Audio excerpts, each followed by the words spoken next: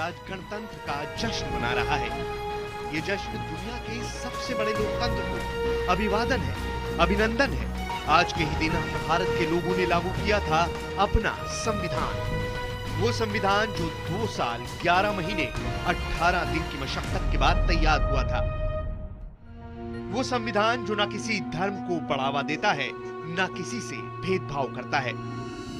वो संविधान जो हमारे इस देश की आत्मा है, जो सरकार की जवाबदेही तय करता है, जो जनता को उसके कर्तव्यों की याद दिलाता है। यही हमें ताकत देता है, गणतंत्र की ताकत। बट आज की तारीख में अगर देखा जाए, ये सब चीज़ें मतलब सिर्फ किताबों में लिखी पड़ी रह गई हैं। कोई भी नेता आज की डेट में ऐसा नहीं है कि जो जनता के बारे में सोचता है। वर्ष में जो संविधान बनाया गया था, वहाँ से हम लोग का जो नियम है, जो किस तरह से रहना है, किस तरह से हमारा कानून रहेगा हमारे भारत का, वही है हम लोग का गणतंत्र। गणतंत्र एक वर्ड नहीं है, इसको फील करने की ज़रूरत है। हम सभी हिंदुस्तानी हैं और हम सभी बहुत चीज़ों में अपने कर्तव्य को समझ नहीं पाते हैं। हम छोटी छोटी चीज़ों से अपने देश के लिए भला कर सकते हैं। मैं अपने अंदर पूरा कॉम्पिटिशन रखती हूँ कि एक ना एक दिन मैं भी, जैसे मोदी जी हैं, उनकी जगह पर मैं भी ये ले सकूँगी, एक IAS अधिकारी बनकर पूरे समाज की सेवा कर पाऊंगी। हर साल 26 जनवरी को हमें ऐसी बातें आम जनता से, नेताओं से सुनने को मिल जाती हैं। हाथों में तिरंगा लिए जय हिंद के नारे लगते हैं, देशभक्ति उफान पर होती है। लेकिन इन अच्छी अच्छी बातों के बीच कुछ अहम सवाल हर साल नजरअंदाज किए जाते हैं। सवाल यह है कि क्या हम अपने गणतंत्र को समझ पाने में कामयाब रहे हैं? क्या हमारे नेता गणतंत्र के प्रति अपनी जिम्मेदारी निभा रहे हैं? क्या देश की जनता गणतंत्र के प्रति अपनी जवाबदेही पूरी कर रही है? इन सवालों के जवाब खंगालना जरूरी है। भ्रष्टाचार, सियासी फायदा लेने के लिए उछाले गए मुद्दे, महिला पर अत्याचार, नफरत भरी बोली, ऐसी तमाम बातें हमारे गणतंत्र को दीमक बनकर कमजोर कर रही हैं। 21वीं सदी में सुपर पावर बनने का सपना देख रहे भारत के लिए गणतंत्र के सामने उठ रही चुनौतियों को नजरअंदाज कर पाना घातक साबित होगा। आज हम दुनिया के सबसे नौजवान देश हैं। हमारी 65% से ज्यादा आबादी 35 साल से कम है। ऐसे में वक्त है डटकर इन चुनौतियों का सामना करने का। देखिए, ताकि बना रहे गणतंत्र। भूमिका के साथ नमस्कार, मैं हूं प्रतीक त्रिवेदी। खबरों में खास में आज बात हमारे गणतंत्र के सामने चुनौतियों की। आज पूरा देश गणतंत्र के जश्न में डूबा है, लेकिन यही मौका है जब हम एक नागरिक के तौर पर, देश के नीति निर्माता के तौर पर अपनी जिम्मेदारी को समझें। 21वीं सदी में सुपर पावर बनने का सपना देख रहे हमारे देश के लिए गणतंत्र के सामने मौजूद चुनौतियों को समझना और उनसे निपटना दोनों ही बहुत जरूरी है। और इसी सब चीज को समेटे देखते हैं ये हमारी खास रिपोर्ट।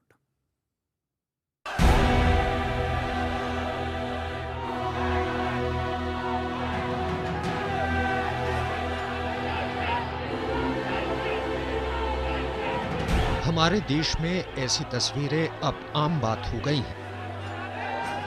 बैरिकेडिंग पर चढ़े लोग, पुलिस से भिड़ते लोग, पानी की बौछारें, लाठीचार्ज और कभी कभी फायरिंग भी। मुद्दों की भी कोई कमी नहीं है, कभी सरकार के पक्ष में, कभी सरकार के खिलाफ। तारीखों के साथ राजनीतिक दलों के लिए मुद्दे तो बदल जाते हैं, लेकिन ये प्रदर्शन नहीं बदलते। टीवी कैमरों के जाने के बाद अक्सर ऐसे प्रदर्शन, सारा गुस्सा, सारा आक्रोश ठंडा पड़ जाता है। कहने को तो ये हमारे लोकतंत्र की ताकत है, लेकिन क्या वाकई ऐसा है? 67वां गणतंत्र दिवस मना रहे हमारे देश में सियासी दल कोई भी क्यों ना हो, अपना फायदा कराने के लिए उठाए गए मुद्दों की राजनीति से बाज नहीं आते। क्या गणतंत्र के तौर पर हमारे देश के लिए यही सपना देखा गया था? मुझे लगता है कि वो दिन दूर नहीं है जब नौजवान उन पर इतना दबाव डालेंगे कि एक चुनाव से दूसरे चुनाव तक हमको इंतजार नहीं करना पड़ेगा। राजनेता स्वयं अनुशासित होने लगेंगे। हाल के दिनों में हमारे देश में सियासत का जो रूप देखने को मिला है, वो गणतंत्र के स्वरूप को चुनौती दे रहा है। हमारे सियासी दल लोगों में नफरत फैलाने वाले, लोगों को बांटने वाले मुद्दों को हवा देने से पीछे नहीं हट रहे। आपकी टीवी स्क्रीन पर दिखाई दे रहे कुछ अहम मुद्दे गवाही दे रहे हैं कि सियासी दलों ने कैसे इन्हें वोट बैंक की सियासत का जरिया बना लिया। याद कीजिए दादरी कांड को, बीफ बैन को, असहिष्णुता को, मालदा कांड, लव जिहाद, दलित छात्र खुदकुशी, राम मंदिर विवाद जैसे मुद्दों को। हमारे राजनीतिक दलों ने कोई कोर कसर नहीं छोड़ी कि इन मुद्दों के आधार पर देश के लोगों को बांट दिया जाए। क्या उस वक्त सियासी दलों में गणतंत्र के प्रति अपनी जिम्मेदारी का एहसास नहीं झलका? नहीं, गणतंत्र को नजरअंदाज करने में जो कसर बाकी रह गई थी वो हमारे नेताओं ने अपने जहर बुझे भाषणों से पूरी कर दी। वो ब्रह्मपिचास है, ब्रह्मपिचास इनको गुजरात के दंगा में सवार था। अरे तुम्हारे तो कर्म फूटे हैं। मैं आपको बता दूं मोदी जी, केजरीवाल नहीं डरने वाला। आपको पता नहीं है मैं किस मिट्टी का बनाऊं। शैतान ये जालिम हिंदुस्तान का वजीर आजम नहीं हो। हमारी माँ का कोई अपमान करेगा, हम मर जाएंगे, सहन नहीं करेंगे, मर जाएंगे, मार देंगे। गणतंत्र को चुनौती देने वाली जुबान के नेताओं से कतई उम्मीद नहीं थी। छोटे मोटे कार्यकर्ताओं सोशल मीडिया पर अज्ञात और झूठे चेहरों की आड़ में जो हो रहा था वो खुद हमारे नेता करने लगे। जिन पर गणतंत्र को बचाने की जिम्मेदारी थी वो खुद करने लगे। ये नरभक्षी आके बिहार में आग लगाना चाहता है। बिहार चारा चोर लालू के नाम से जाना जाता है। राम यादव की सरकार बनेगी या यादव की सरकार बनेगी? आजम खान मेंटली डिस्टर्ब व्यक्ति हैं, उन्हें रांची में, आगरा में कहीं ट्रीटमेंट की आवश्यकता है। हर जी की पेड़ी हरिद्वार की पहचान है। गैर हिंदुओं का प्रवेश पूरी तरह बंद होना चाहिए। आज अगर हमारे देश को आजादी दिलाने वाले संविधान के निर्माता कहे जाने वाले दिग्गज होते तो गणतंत्र के मौजूदा पहरेदारों के बारे में क्या सोचते, इसका अंदाजा लगाया जा सकता है। 26 नवंबर 1950 को इस देश का संविधान पारित करते वक्त इन महान नेताओं ने कभी नहीं सोचा होगा कि उनका गणतंत्र इस तरफ भी रुख करेगा। उन्होंने तो संविधान की प्रस्तावना में ही देश की आत्मा की तस्वीर उकेर दी थी। हमारे संविधान की प्रस्तावना में लिखा है कि हम भारत के लोग भारत को एक संपूर्ण प्रभुत्व संपन्न समाजवादी पंथ निरपेक्ष लोकतंत्रात्मक गणराज्य बनाने के लिए तथा उसके समस्त नागरिकों को सामाजिक, आर्थिक और राजनीतिक न्याय, विचार, अभिव्यक्ति, विश्वास, धर्म और उपासना की स्वतंत्रता, प्रतिष्ठा और अवसर की समता प्राप्त करने के लिए तथा उन सब में व्यक्ति की गरिमा और राष्ट्र की एकता और अखंडता सुनिश्चित करने वाली बंधुता बढ़ाने के लिए दृढ़ संकल्प होकर अपनी संविधान सभा में आज तारीख 26 नवंबर 1949 को एकमत मत द्वारा इस संविधान को अंगीकृत, अधिनियमित और आत्मार्पित करते हैं। संविधान की प्रस्तावना में लिखी ज्यादातर बातें आज अग्नि परीक्षा से गुजर रही हैं। अभिव्यक्ति की आजादी, धर्म और उपासना की आजादी जैसी बातों पर सवाल उठाना हमारे गणतंत्र को हर रोज चुनौती दे रहे हैं। सबसे पहले तो उन अहम मुद्दों पर कोई भी फिर रोक टोक या किसी तरह की राजनीति नहीं होनी चाहिए। एक बार ये तय हो जाए कि ये मुद्दे देश के लिए जरूरी है, फिर उन मुद्दों पर राजनीति नहीं की जानी चाहिए। अगर वो कोई कुछ जरूरी निर्णय है तो पार्टी पॉलिटिक्स से बाहर निकल के सर्वसम्मति से वो निर्णय लिए जाएं। आजादी के बाद हमारे देश ने इतने सालों में इसी संविधान पर चलते हुए खुद को पैरों पर खड़ा किया है, लेकिन वक्त के साथ विकास की रफ्तार में जो तेजी आनी चाहिए थी वो वोट बैंक की सियासत की भेंट चढ़ गई। अब 67वें गणतंत्रता दिवस पर हो रहे उत्सव के साथ ही उन बातों पर भी गौर करने की जरूरत है जो हमारे गणतंत्र के लिए चुनौतियां बनी हुई हैं। Bureau report, IBN 7।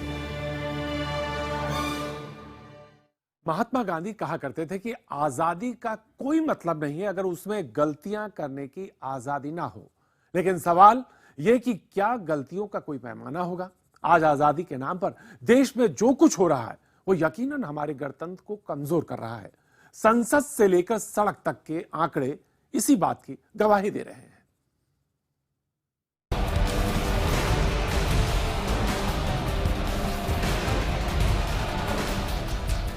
जिस संसद पर देश के लिए कानून बनाने की जिम्मेदारी हो, वहां से ऐसी तस्वीरें आना अब कोई नई बात नहीं। सत्र कोई भी हो, हाल यही रहता है। हंगामा, नारेबाजी और एक दूसरे पर वार पलटवार। अपनी बात रखना, सरकार के फैसलों का विरोध कर हर सियासी दल का अधिकार है, लेकिन अधिकार जताने की जिद में क्या कोई नेता गणतंत्र की चिंता करता है, उसकी परवाह करता है? कुछ आंकड़े देखिए। 16वीं लोकसभा में अब तक हंगामे की वजह से 37 करोड़ रुपए का नुकसान हो चुका है। वहीं राज्यसभा के पिछले 4 सत्र में हंगामे की वजह से 201 करोड़ रुपए का नुकसान हो चुका है। ये हमारे हर नेता को पता है कि संसद की कार्यवाही में 1 मिनट में तकरीबन 2.5 लाख रुपए का खर्च आता है। बावजूद इसके नेता सब कुछ भूलकर अपना सियासी हित साधने में लगे रहते हैं। क्या यही गणतंत्र है? हम आपको ये बताना चाहते हैं कि इतनी आसानी से नहीं होगा। जिस चीज में देश का और देशवासियों का नुकसान हो रहा है, उसके ऊपर जरूर ये कंसेंसस होना चाहिए। ये मेरा ख्याल है कि एसेंशियल काम है, और जितना आगे चलेगा हिंदुस्तान उतना ही सब फ्लरिश करेंगे, पॉलिटिक्स भी फ्लरिश करेगी। इस देश के गणतंत्र को आजादी के बाद से ही चुनौती भ्रष्टाचार रूपी दानव से भी मिल रही है। कानून बहुत बने, बहस बहुत हुई, आंदोलन भी बहुत हुए, लेकिन भ्रष्टाचार खत्म नहीं हुआ। हाल के वर्षों में हुए घोटालों की रकम ने भी रिकॉर्ड तोड़ दिए। मैं ये जानना चाहता हूं, कॉमनवेल्थ घोटाला, टेलीकॉम घोटाला, कोयला घोटाला, व्यापम घोटाला, हर घोटाले का नाम भारतीय गणतंत्र के लिए बड़े झटके की तरह है।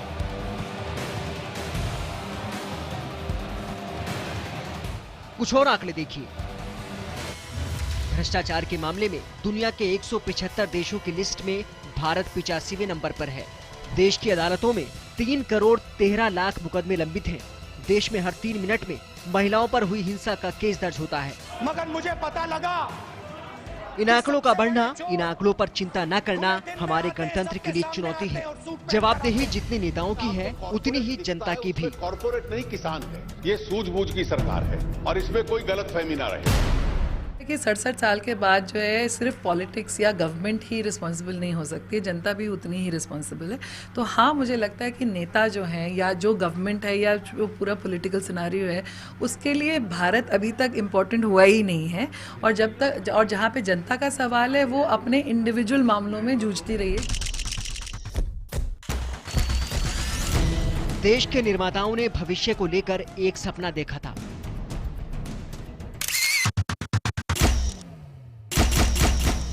अब जिम्मेदारी देश चला रहे नेताओं और देश की जनता की है।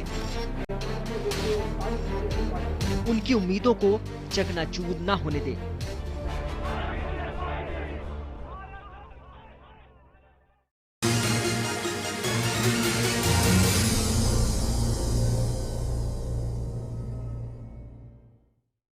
और अब हम आपको बताते हैं कि खास तौर से हमारे संविधान निर्माताओं ने क्या कुछ सपना देखा और क्या कुछ हम इस वक्त मौजूद हैं। आज हम आपसे बात कर रहे हैं भारतीय गणतंत्र की चुनौतियों की। हमारे देश के संविधान ने देश के हर नागरिक को कुछ ऐसे मौलिक अधिकार दिए जो हर शख्स पर समान रूप से लागू होते हैं। सवाल ये कि क्या मौलिक अधिकारों के साथ उन नागरिक उन कर्तव्यों का पालन कर रहे हैं जिनकी उम्मीद संविधान ने उनसे की। अपने आसपास और खुद से ये सवाल अगर हम पूछते हैं तो हमको जवाब जरूर मिल जाएगा।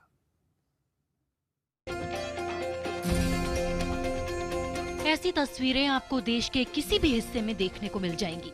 इस तरह के कचरे पर, सफाई पर सियासत तो बहुत होती है, लेकिन क्या कभी लोग खुद से पूछते हैं कि आखिर ऐसी नौबत आती क्यों है? सड़कों पर चलते हुए आपको अक्सर रेड लाइट तोड़ते हुए लोग मिल जाएंगे। जहां पुलिस मौजूद नहीं होती, वहां क्या छोटी छोटी बातों पर कानून नहीं तोड़ा जाता? सवाल ये कि क्या नागरिक के तौर पर जो जिम्मेदारी हमें संविधान से मिली हुई है, उसका पालन किया जाता है? हमारा पीसफुल है, पूरा इंडिया पीसफुल रहे और सब साथ में रहे, कोई हिंदू मुस्लिम ना हो, सब साथ में रहे, यूनाइटेड रहे। हमारे संविधान ने देश के हर नागरिक के लिए कुछ जिम्मेदारियां तय की हैं। गणतंत्र का जश्न मनाते वक्त हमें उन जिम्मेदारियों को फिर से याद करना होगा। आसान शब्दों में ये जिम्मेदारियां हैं कि देश की अहम संस्थाओं का सम्मान किया जाए, देश की एकता की रक्षा की जाए, सभी लोगों में समरसता और भाईचारे की भावना बढ़ाई जाए, देश की रक्षा और देश की सेवा करना, धर्म आधारित भेदभाव न करना, महिलाओं का सम्मान करना, सार्वजनिक संपत्ति की सुरक्षा करना और हिंसा से दूर रहना। लेकिन क्या आज देश के लोग अपने इन कर्तव्यों को निभा रहे हैं? कॉन्स्टिट्यूशन के प्रति मतलब जिम्मेदारियां तो बहुत सारी है, लेकिन अभी हम जैसे उसमें क्या बोले हम। शिक्षा, स्वास्थ्य, बेरोजगारी, भुखमरी, गरीबी, हमारे देश में समस्याओं की कमी नहीं है। गणतंत्र को बचाने के लिए अगर नेताओं को अपनी जिम्मेदारी समझनी होगी तो देश के नागरिकों को भी अपना कर्तव्य निभाना होगा। Bureau report, IBN 7। खबरों में खास में मेरे साथ आज सिर्फ इतना ही, लेकिन IBN 7 पर खबरों का सिलसिला लगातार जारी है। आप बने रहिए, देखते रहिए IBN 7।